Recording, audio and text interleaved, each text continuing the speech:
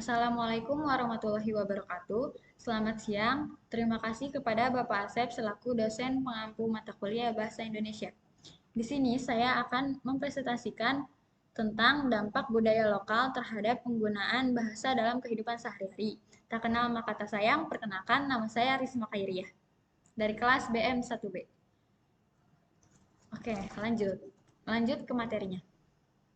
Saya akan menjelaskan tentang latar belakang.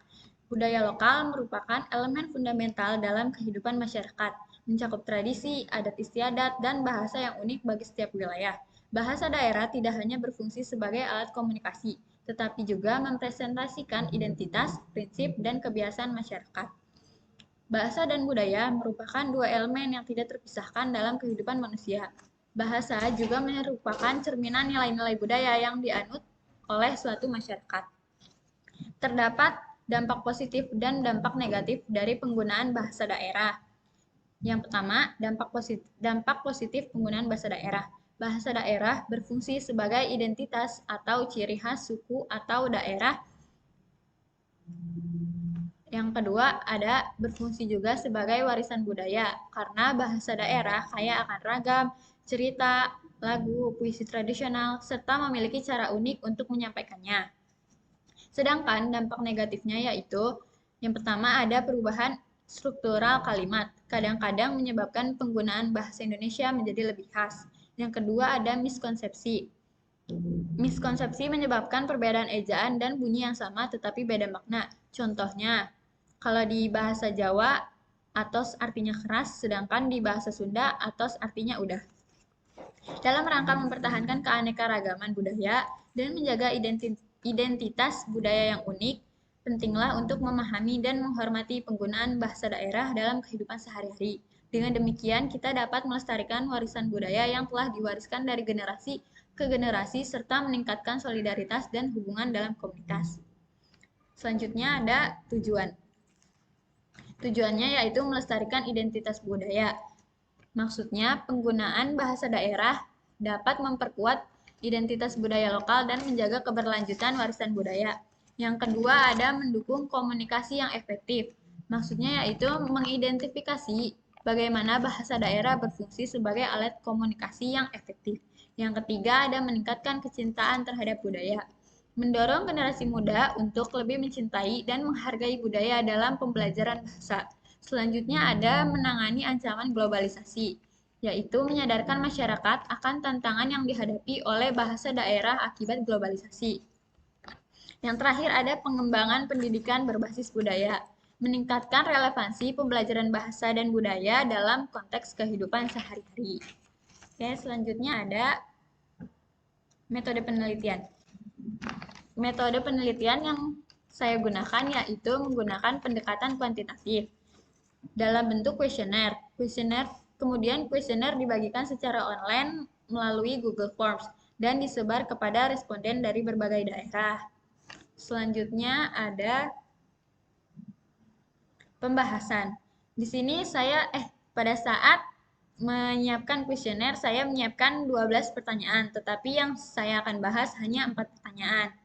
Yang pertama ada seberapa sering Anda menggunakan bahasa daerah dalam percakapan sehari-hari? Responden menjawab 80% kadang-kadang, 15% sering, dan 5% tidak pernah. Pertanyaan kedua, ada seberapa besar pengaruh tradisi lokal terhadap kemampuan Anda berbicara dalam bahasa daerah?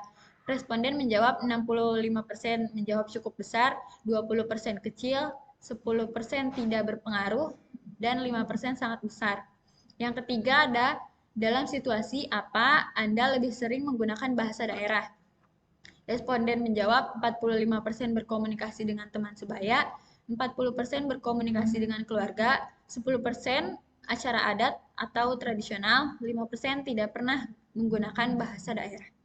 Selanjutnya, ini ada beberapa diagram yang saya ambil dari hasil kuesioner saya.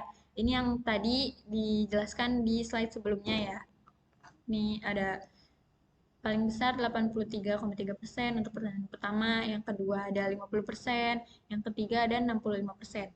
Oke, selanjutnya ini masih Pertanyaan yang saya tanyakan di kuesioner saya.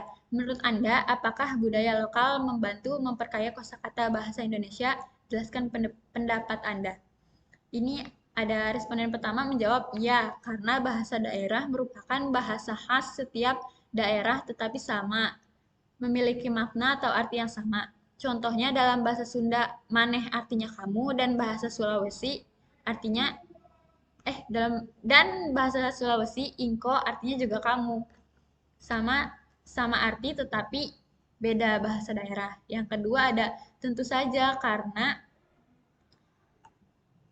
sebagai generasi milenial kita tidak boleh melupakan budaya lokal dan harus melestarikan bahasa daerah.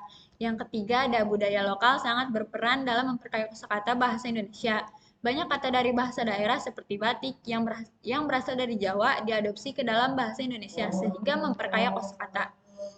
Selanjutnya yang terakhir, iya karena budaya lokal dapat membantu memperkaya kosakata bahasa Indonesia dengan bahasa-bahasa budaya lokal setempat. Oke, lanjut. Selanjutnya yang terakhir dari dari kesimpulan-kesimpulan dari kuesioner-kuesioner yang ada dan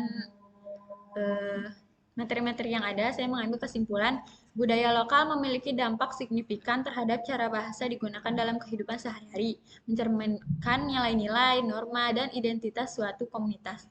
Penelitian ini bertujuan untuk menyelidiki hubungan antara budaya lokal dan variasi bahasa yang muncul dalam komunikasi.